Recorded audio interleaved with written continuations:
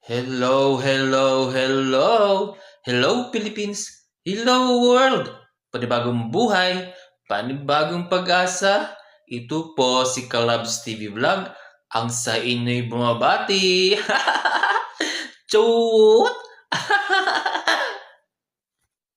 March 14, 2026, babalik na sa Australia ang kapatid ko, si Brother Mil.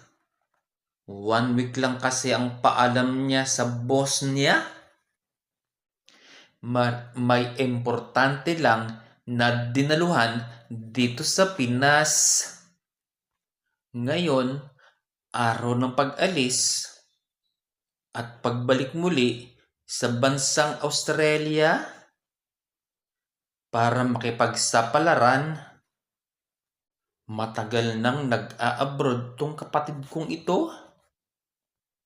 Simula nung graduate siya sa PSTC from Dubai hanggang nangarap siya ng malaking sahod. Ito ay ang bansang Australia. Di biro ang makarating ka sa Australia.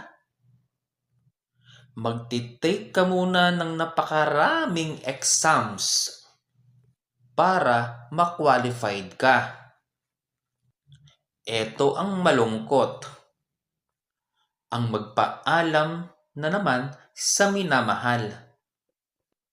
Especially kay mama. Ganun talaga. Titiisin mo ang lungkot basta't matupad lang ang pangarap. Kaya ako, dream ko ding umasenso eh. Kahit stroke na tayo. Walang imposible sa taong may pangarap sa buhay.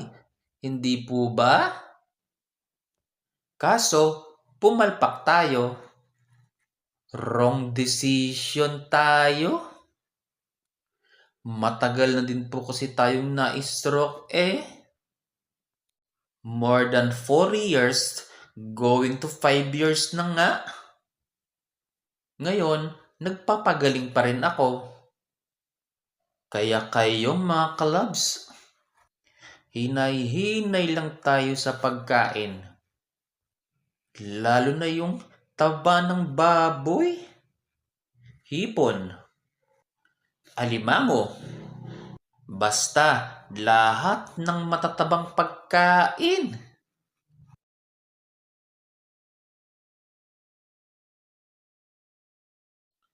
Sumakay na sa sasakyan si Brother Mil. Kasama yung mga kapatid ko. Kaya Bro Mil, mag-iingat ka ha. Kasama ka sa mga panalangin ko kay Ama. Nawa ay ingatan ka at gabayan sa araw-araw mong ginagawa.